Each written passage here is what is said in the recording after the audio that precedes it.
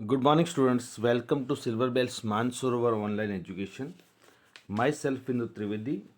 Today, we are going to discuss chapter number 2 from Black Book, chapter number 2O Jalebis. મને આશા છે કે students આગળનું chapter તમે text બુકને સાથે રાખી અને જે પ્રમાણે લેસનનું જે ભાષાંતર મેં કહ્યું હતું તે પ્રમાણે સમજ્યા હશો અને તેના જે છે એ મિનિંગ્સ અને બધું તૈયાર તમે કર્યું હશે.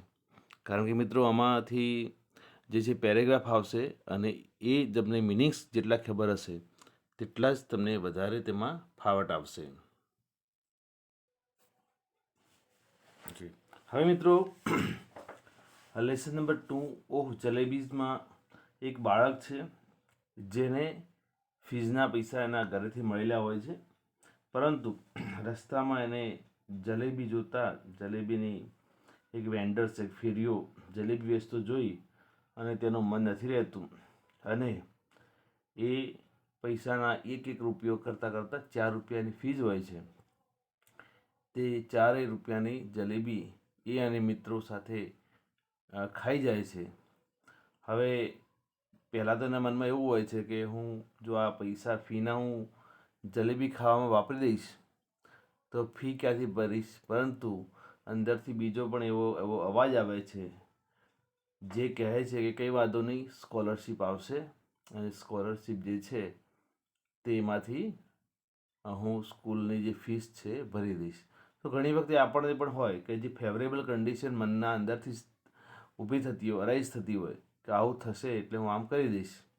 જેમ કે એક્ઝામમાં ઘણી વખતે ચલો વાંધો નહીં, હાલમાં નથી વાંચવું, કાલે વાંચી દઈશ, પરમ દિવસે વાંચી દઈશ, પણ આપણને ખબર નથી 2 દિવસ પછી આપણે બીમાર પણ થઈ શકીએ છીએ. તો અહીં પણ આપણે લેસનમાં જોઈશું શું બાબત બની છે, બરાબર. પરંતુ એવું જ થયું છે કે આ બાળકને જે ઘરેથી સ્કૂલની ફીસ મળી હતી તેનો ઉપયોગ તેને જલેબી ખાવામાં પૈસાનો કરી નાખ્યો હતો અને એને એમ હતું કે સ્કોલરશિપ જે છે તે આવવાની છે અને તેમાંથી હું સ્કૂલની ફીસ ભરી નાખીશ. પરંતુ જે છે સ્કોલરશિપ લેટ થઈ છે અને બાળક બહુ મૂંઝાય છે અને તે આ પરિસ્થિતિમાં મુકાય છે. તેનું આજે આપણે ભાષાંતર લેસનમાં જોઈએ. મિત્રો સાથે બુક તમે એકવાર ભાષાંતર સમજી અને તેનું રીડિંગ કોમ્પ્રિહેન્શનમાં મુદ્દો શું છે કે સ્કૂલ ચાલુ હોય તો આપણે રીડિંગ કરાવી શકીએ, પરંતુ આજ નથી તો તમારે ઘરે રહીને એનું રીડિંગ કરવાનું અને સાથે હું તેનું પૂરેપૂરું ભાષાંતર મૂકું છું જેથી કરીને તમને મિનિંગ્સને તો પીડીએફ છે, પરંતુ લાઇન ટુ લાઇન એનું જે ટ્રાન્સલેશન છે એ તમને ખ્યાલ આવી જાય. તો મિત્રો જોઈએ, હું એક સરકારી સ્કૂલમાં 5મા ધોરણમાં હતો. આ બાળક વિશેની વાત છે. હું એક સરકારી સ્કૂલમાં 5મા ધોરણમાં હતો. એક દિવસ સ્કૂલની ફી આપવા માટે મારા ખિસ્સામાં 4 રૂપિયા લઈને સ્કૂલમાં ગયો.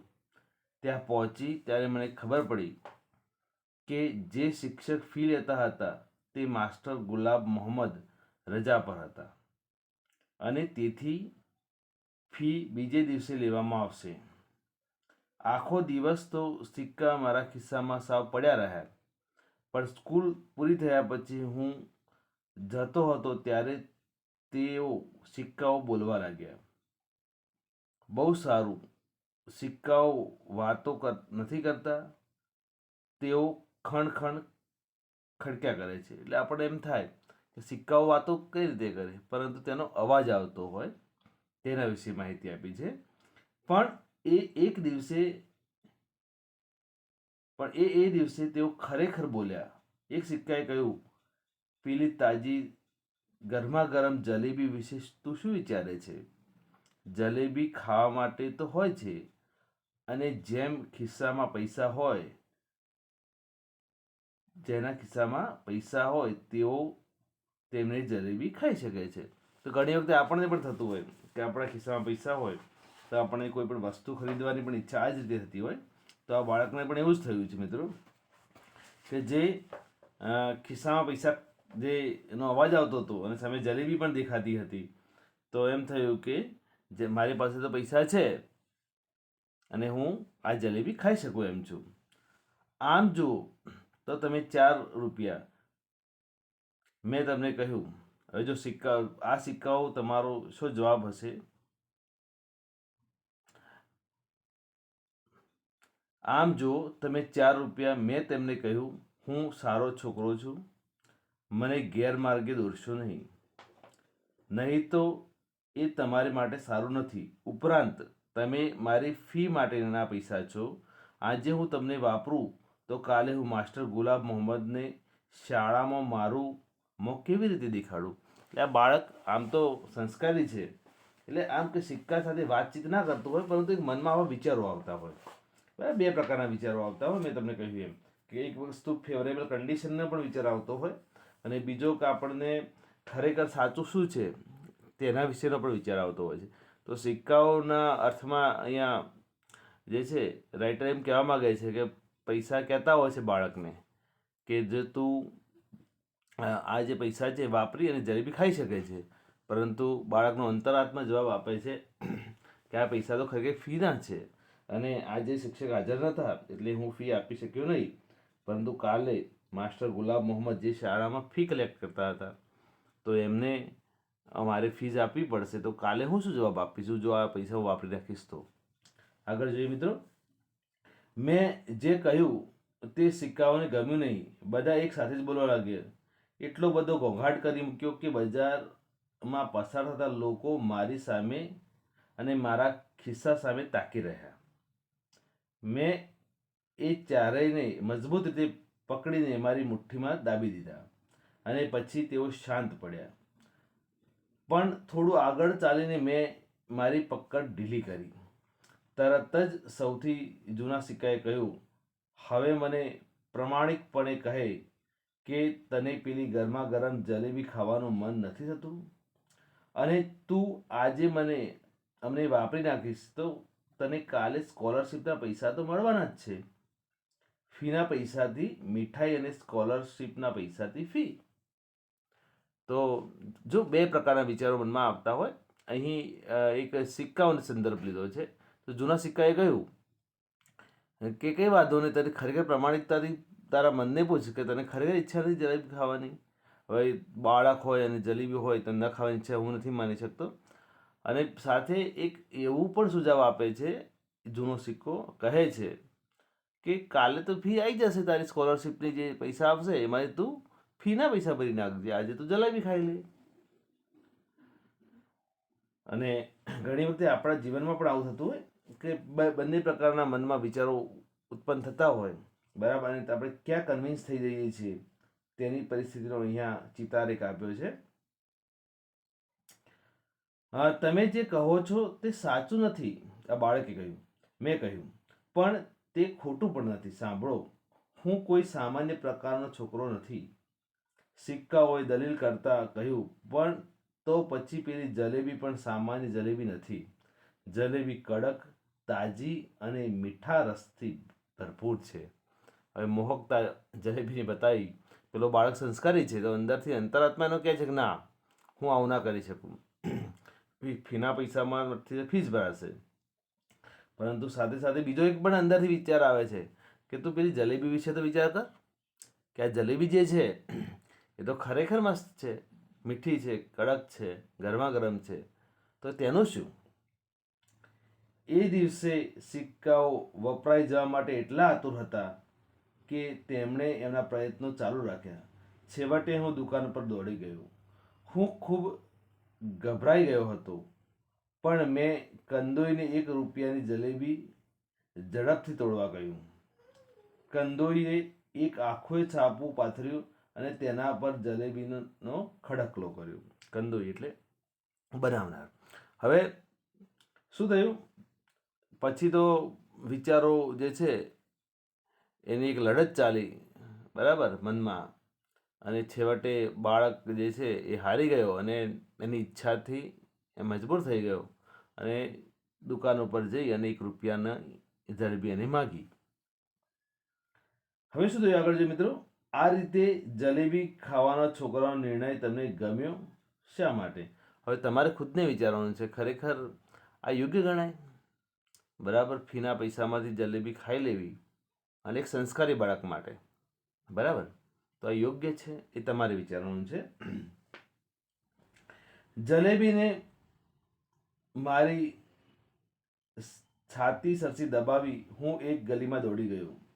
એક સલામત ખૂણે પહોંચીને મેં જલેબી આરોગવા માંડી. મેં એટલી બધી જલેબી ખાધી કે જો કોઈ મારા પેટને જરા પણ દબાવે તો જલેબી મારા કાન અને નસકોરામાંથી બહાર કૂદી પડે. એટલે કે એકલો જ હતો અને જેટલી જલેબી હતી તેટલી બધી ખાઈ ગયો, બરાબર. એટલે એમ કહે છે કે કદાચ મને મારા પેટને દબાવે તો મારા કાન કાં તો મારા નસકોરામાંથી જે છે એ જલેબી બહાર નીકળી જાય. બહુ ઝડપથી આખાય લતામાંથી છોકરાઓ ગલીમાં એકઠા થઈ ગયા.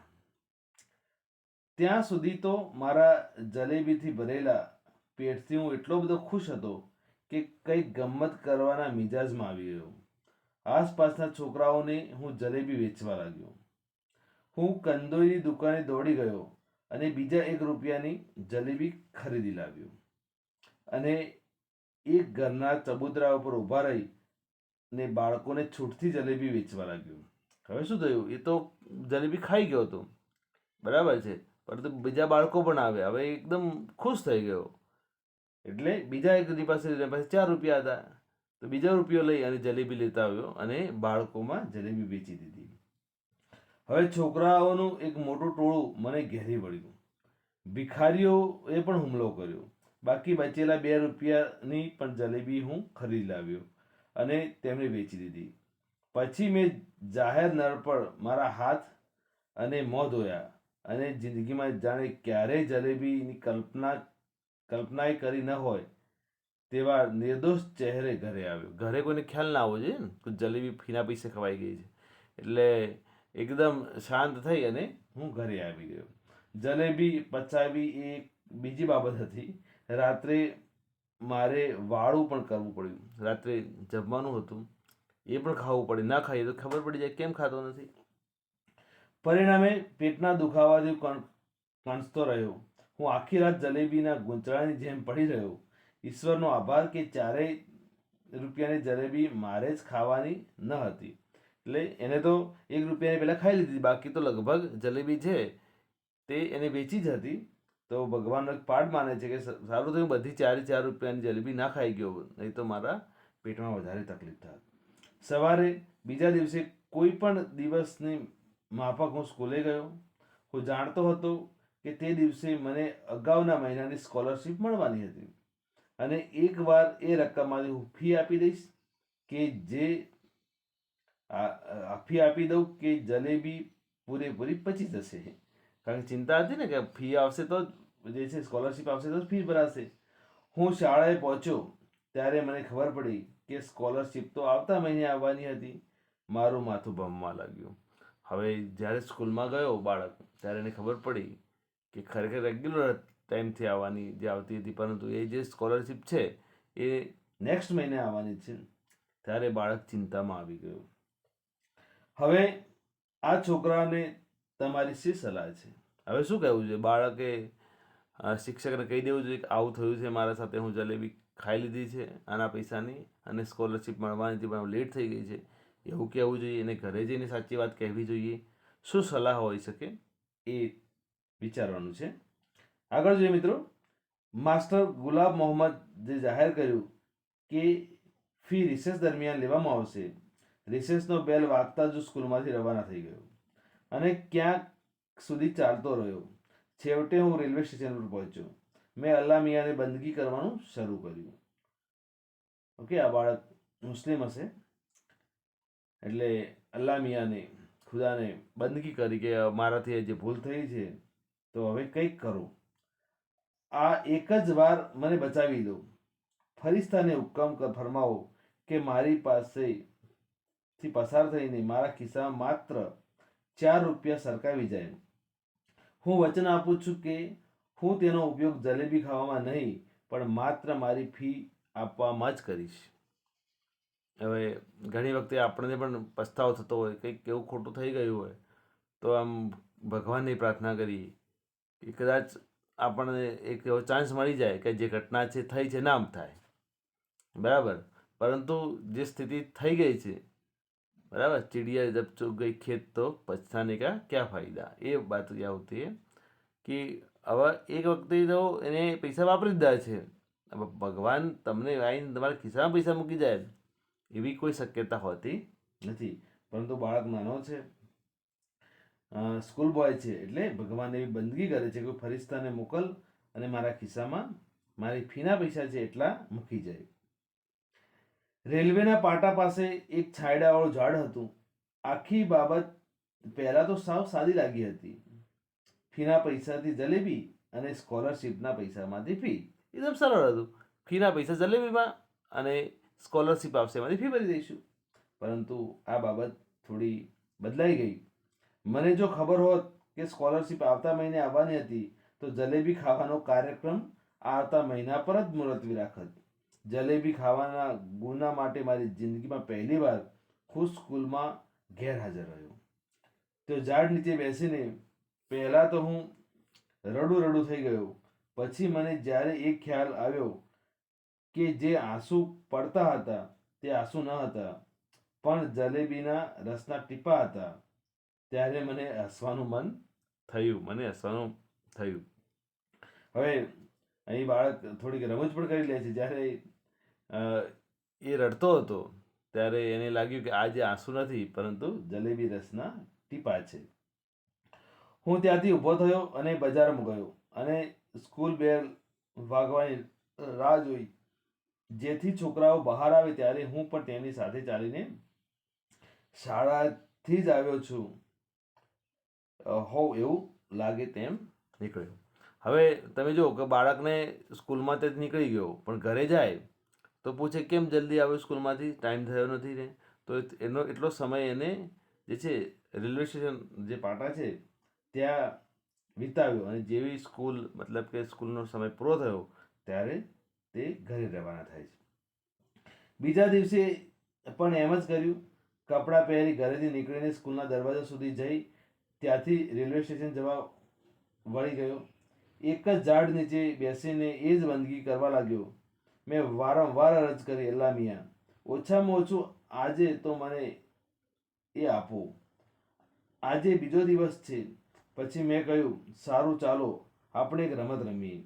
હું અહીંથી પેલા સિગ્નલ સુધી જઈશ. તમે છુપી રીતે પેલા મોટા પથ્થર નીચે 4 રૂપિયા મૂકી દેજો. હું સિગ્નલને અડીને પાછો આવીશ. નાનું બાળક છે એટલે એને જે વિચાર આવે કે કંઈ વાંધો ભગવાન, હું છું, તમે નથી આવતા તો હું પેલા સિગ્નલને અડીશ, એટલી વાર તમે પૈસા મૂકી દેજો. જ્યારે હું પાછો આવું ત્યારે મને પૈસા મળી જશે. હું સિગ્નલ સુધી જઈને હસતા પાછો આવ્યો. આખરે બિસ્મિલ્લાહ કહીને મેં પથ્થરને ઉચક્યો ને એક મોટા વાળવાળું જીવડું ઊભું થયું. હું ચીસ પાડીને દોડી ગયો. હું પકડાઈ ગયો. મારી ગેરહાજરીની ઘરે ખબર પહોંચી ગઈ. પછી શું બન્યું તેનું વર્ણન કરવું વ્યર્થ છે. હવે તમે સ્કૂલમાંથી રોજ નીકળતા હો અને બીજી જગ્યાએ જઈને બેસતા હોય અને પછી ખ્યાલ આવી જાય, સ્કૂલમાંથી મેસેજ જાય કે આ બાળક આવતું નથી સ્કૂલમાં, તો પછી તમારી શું હાલત થાય ઘરે? એ જ હાલત આ બાળકની થઈ છે. આ પછી ઘેર અને શાળામાં શું બન્યું હશે અને વિચારો કે શું થયું છે. સ્કૂલમાં માર પડી હશે અને ઘરે પણ. હવે જોઈએ મિત્રો, બીજું ખાસ જોઈએ કે આ બાળક સંસ્કારી છે. એને એના જીવનમાં પહેલી જ વાર ભૂલ કરી છે. એટલે એ બાળક આવી બધી બાબતોથી યુઝ ટુ નથી, ટેવાયેલો નથી. સારું, જે કંઈ થયું તે થયું. પણ 7મા કે 8મા ધોરણ સુધી હું વિચારતો રહ્યો કે અલ્લા મિયાંએ મને તે દિવસે 4 રૂપિયા મોકલી આપ્યા હોત તો કોઈને શું નુકસાન થયું હોત. વખત જતાં હું એ નિષ્કર્ષ પર આવ્યો કે જો આપણે જે કંઈ માગીએ છીએ તે અલ્લા મિયાં આપે તો આજે પણ માણસ કાગડાની પેઠે માળામાં રહેતો હોત અને જલેબી બનાવવાની કલા પણ શીખ્યો ન હોત. હવે છેલ્લે જે બાળપણના દિવસોમાં જે ભગવાન પાસે એવી પ્રાર્થના કરતો હતો કે મને 4 રૂપિયા મળી જાય અને હું આ પૈસા ચૂકવી દઉં, પરંતુ છેલ્લે અહીંયા બાળક કન્ફેસ કરે છે, કબૂલ કરે છે કે હું એ નિષ્કર્ષ પર આવ્યો છું કે જો ભગવાન આપણે જેમ કહીએ એમ આપી દેતા હોત તો આપણે કોઈ દિવસ કોઈ નવું શીખ્યા જ ના હોત. બરાબર છે. અને આજ જે કામ કરીએ છીએ એ કામ કરતા જ ના હોત, કારણ કે ભગવાન આપણને માંગીએ એટલે ભગવાન આપી દે. તો આમાં કંઈક આપણે જલેબી બનાવતા પણ ના શીખ્યા હોત. તો આજ આપણે જે કંઈ પણ કાર્યો કરીએ છીએ, આપણા જે ગોલને એચીવ કરીએ છીએ, તે એનો પુરુષાર્થ એના પાસે જવાબદાર હોય છે. ભગવાન એમાં સપોર્ટ કરતો હોય છે, પરંતુ તમારો પુરુષાર્થ જોઈને. બરાબર, એવો થીમ અહીંયા છે. મિત્રો, હવે આ જે લેસન છે એ તમારે ઘરેથી પ્રોપરલી રીડિંગ કરવાનું છે, ટ્રાન્સલેશન કરવાનો પ્રયત્ન કરવાનો છે. અને છતાંય કોઈ બાબતનો ખ્યાલ નથી આવતો તો મને ખાસ મેસેજ કરજો, તો હું પછીના આગળના જે વિડીયો છે એ બાબતને ધ્યાનમાં રહીને બનાવીશ. બરાબર છે. દાખલા તરીકે તમને સર કે ભાઈ આ રીતનું આ મેથડમાંથી આમ કરું, જે કંઈક ચેન્જીસ તમને લાગે છે અને એ યોગ્ય હશે તો એ પ્રમાણે બનશે. બરાબર છે. ફરીથી યાદ કરાવી દો, સપ્લિમેન્ટરી રીડર છે બાળકે પોતાની રીતે સ્વઅધ્યયન, બરાબર, લાઇબ્રેરીમાં જઈ અને વાંચવું પડે, ન્યૂઝપેપર વાંચવું પડે એક જે રીડિંગ એબિલિટી વધારવા માટે, પરંતુ એવું કંઈ આપણે કરતા નથી હોતા. માટે એક બુક આપણને આપવામાં આવે છે જેનું પોતાની રીતે અધ્યયન કરવાનું હોય છે. બરાબર છે. પરંતુ આનું ટ્રાન્સલેશન જે છે હું કરી દઉં છું. બરાબર છે. હવે ઇંગ્લિશ રીડ કરું અને એના સાથે જે છે એ બાબતને સમજવી, એ બાબત તમારામાં ઉપર રહે છે. છતાંય કોઈ તકલીફ છે તો તમે ખાસ મેસેજ કરજો, તો આગામી જે વિડીયો છે તો એમાં આપણે કંઈક ચેન્જીસ લાવી શકીએ.